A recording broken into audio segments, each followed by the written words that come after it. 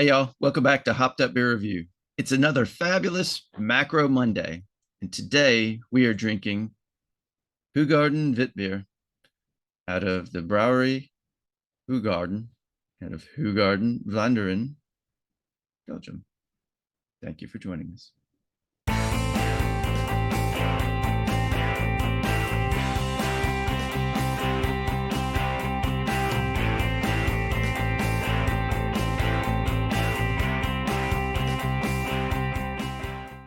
Hey, everybody. Welcome to yet another episode of Hopped Up Beer Review. It is yet again Macro Monday, the best Monday of every month and the first Monday of every month. They go together like a hand and glove. This is the show where we give you our unprofessional and somewhat biased opinion about the beer we are drinking and reviewing. You can't find another one like it anywhere. I've got Andy in the attic. I've got Jay. What are we drinking today, gentlemen? Well, everybody knows it by one word. Hoegaarden. Not Hoegaarden, Hoegaarden. And specifically Hoegaarden Witbier. Because Hoegaarden makes other beers. So let's open up and enjoy. All right. So they are a macro on their own merit or because somebody bought them? Am I jumping ahead? You're going to have to wait and hear my spiel. Trying to fast forward a little bit here. Ooh, I worked hard on this. Oh, You get some spray back there, Jay? yeah, a little bit. Cheers, mates. Cheers, mates. Cheers, mates.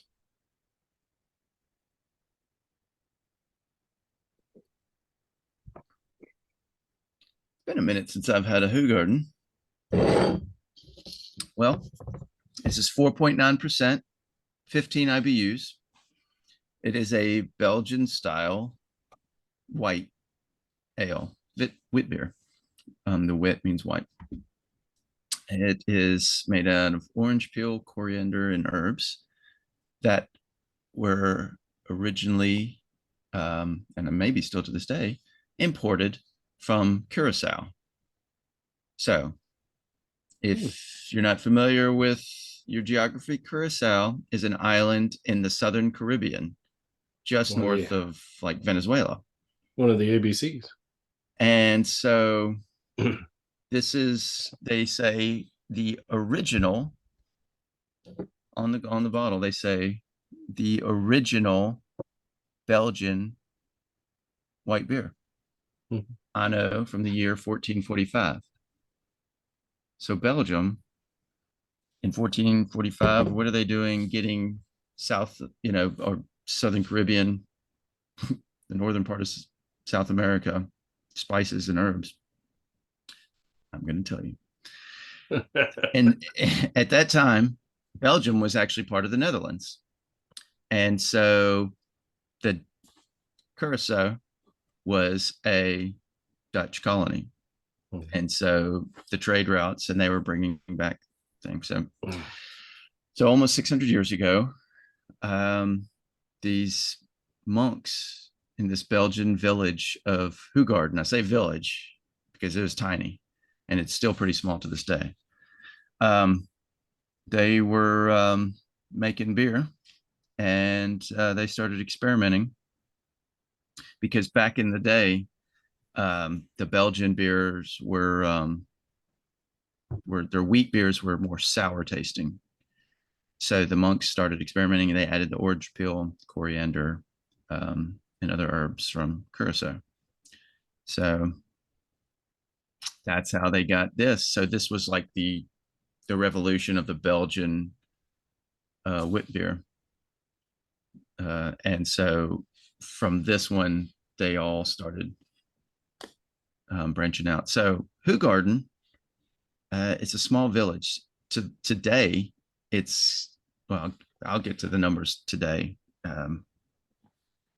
So if anybody's ever seen an advertisement for Hoegaarden, maybe you're in a good pub or bottle shop or a tap room, and you get a Hoegaarden, they're going to serve it in like a hexagonal glass. You see that a lot. And I was like, okay, different glasswares. I got this one specifically because I was looking up, okay, the tulip glass is, they say is for Belgian ales and whites. What is it about that hexagonal glass with the Hoegaarden? I thought it was supposed to amplify the taste or complement the aroma. Nope. It was back then and still today in Belgium, it's symbolic of their jam jars and that they used to do preservatives. And so when they were done, if they weren't using the jar for preservatives, they would drink beer out of it. So it's more of a nod to, it's a symbolic gesture, and I don't think it does anything for the flavor. It's kind of like here in the South, we put moonshine in ball jars. Yeah.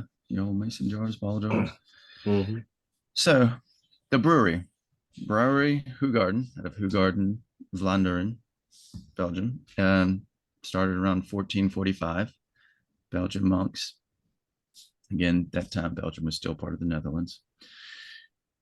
And they were in a good location based on their agriculture, the wheat, and the local clergy. And at the time, the clergy were like the rulers. So this Prince Bishop made wheat tax free. So it was very profitable for them to use the wheat. So the bakers prospered in the brewers. And that's how in this one region, and especially Hoegaarden, that brewing took off because fewer taxes on it. So eventually Hoegaarden, and then, Hoegaarden developed this new style of white ale, and it took off. And through the centuries, it became more popular. More people started using their methods. But Hoegaarden, the village, it seemed like it became one gigantic brewery. So we're talking, around the 1700s, 1709, it had 12 breweries. And we're talking a town of 2,000 something villagers. Wow. In 1709, 12 breweries. Fast forward to 1758, it had 38 breweries and less than 3,000 villagers. And so that's one brewery for every 58 of its townspeople.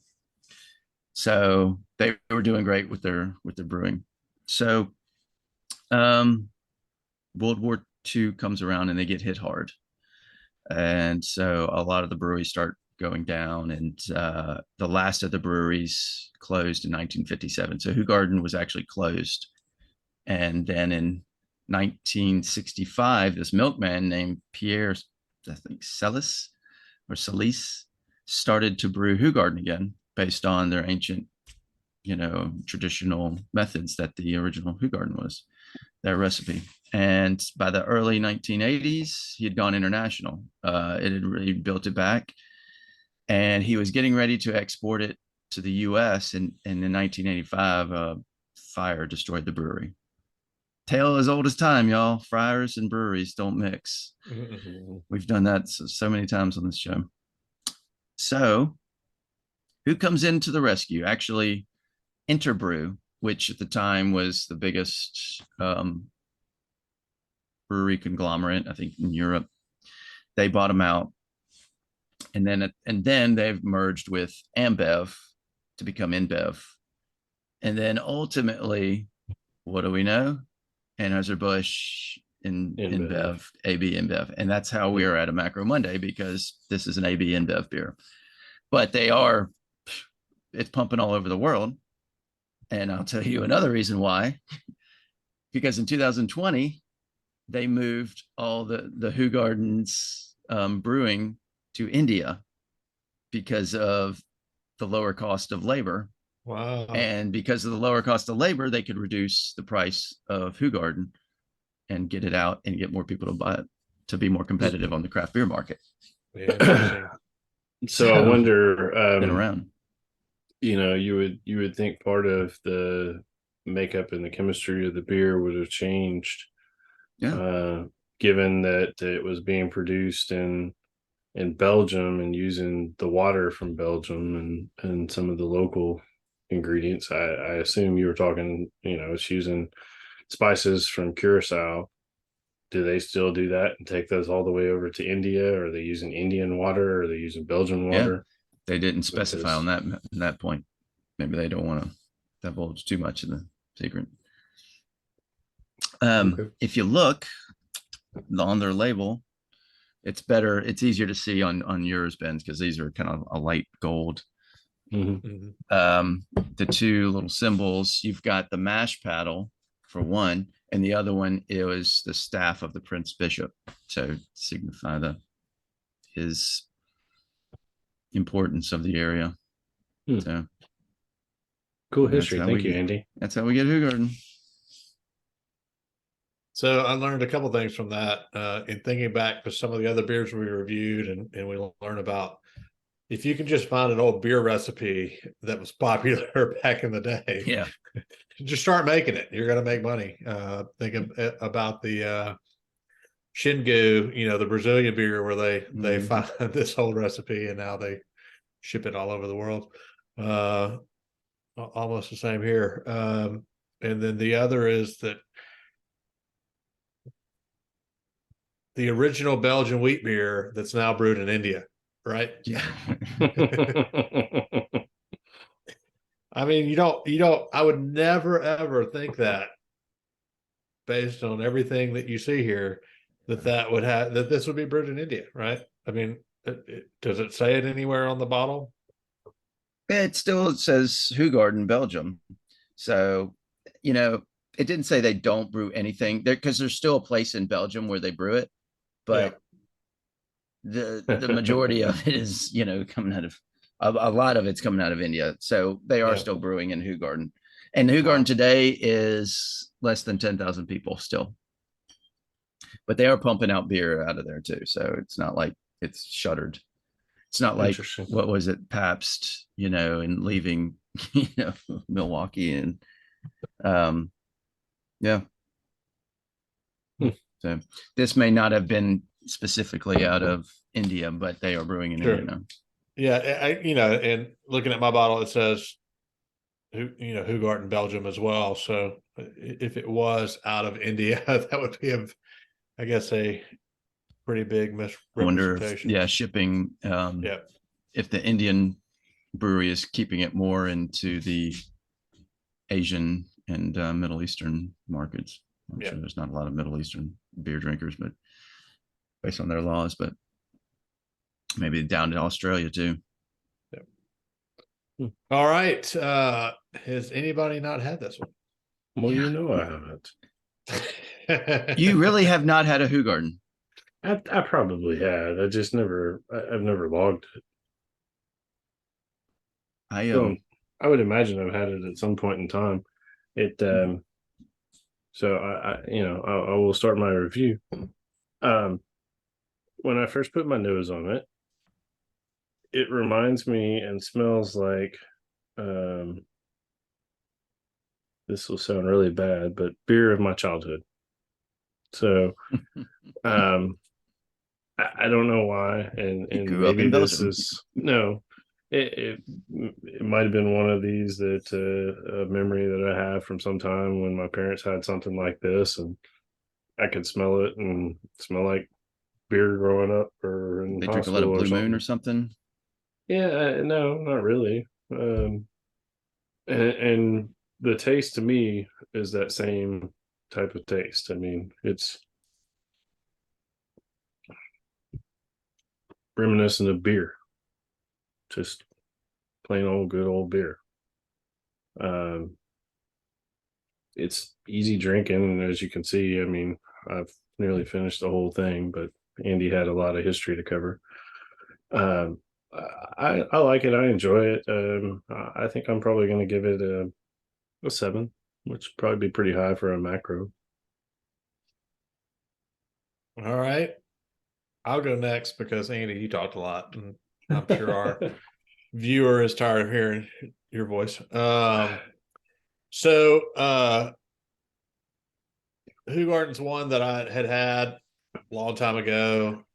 It's not one that I kind of came back to. It for me, the wit beers were ones that I kind of avoided for a while. I just didn't really like them a whole lot, but now as taste evolve, I do like them now a lot more than I used to, and even so much to search them out. I do feel like based on some of the others that we've had and or that I've had, I do feel like this is probably I don't know. I want to say it's kind of like a macro version of wit beer in some regard. And I get a lot of that because it's very carbonated, or at least mine is. It's the whole pop rocks in your mouth. I mean, it's popping the whole time.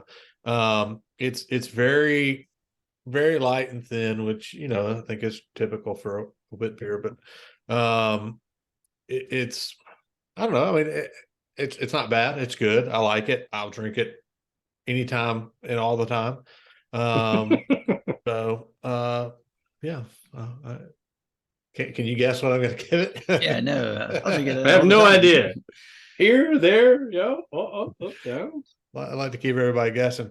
But no, I think it's good. I do enjoy a Hoegaarden. I think it probably lacks a little bit of flavor compared to some of the other wit beers that I've had. So I probably don't like it as much as some of the others, but it's still good. It's still a beer that I'll drink, I'll grab when I see it and it's available. But I'm pretty close to you, Jay. I'm gonna give it a 7.5. True to form. In the past, when I had it, I tried to do, I don't know if y'all have ever, well, not Jay, but Ben, you've seen where they put a lemon in it, a slice of lemon. Mhm. Some say slice of orange, but the most I've seen is a slice of lemon, and I've had that in the past. And I mean, I guess it kind of enhances the flavor, kind of like an orange and a blue moon. I forgot and I failed to do it, and I'll tell the viewer. So they do recommend to get all the because it's unfiltered, to get all the Swirl. yeasty goodness out of there. So you pour 2/3 in, you swirl it, pour the rest out to get the flavor. Whether that's gonna make it any better, Makes I all the did, difference. it tastes the same as last time I had it, which is, I think it's been a few years since I've logged it. I think I look back, I think it was 5 years. No, 3 years. I was yeah. So 7.0. It's a macro Belgian ale. And Not true to form. it's not bad. It's just it's not knocking my socks off like some other Belgians. So All right, that is going to give us a 7.2 here on Macro Monday for the Hoegaarden Wit Beer. Definitely one you have probably had if you're watching a show that does beer reviews. So let us know what you think about Hoegaarden, and let us know if you knew that they were brewed in India in some quantity. I didn't know that. That's interesting. Again, if you've made it this far, be sure to like, subscribe, cheers that notification bell. Check us out on social medias and come say hey in Discord, our own Hopped Up Beer Review Discord server. We'd love to have you join us. For Andy in the attic and Jay, I am Ben. Cheers, mates.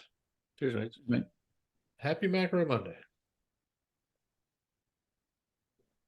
the freaking macro Monday, man.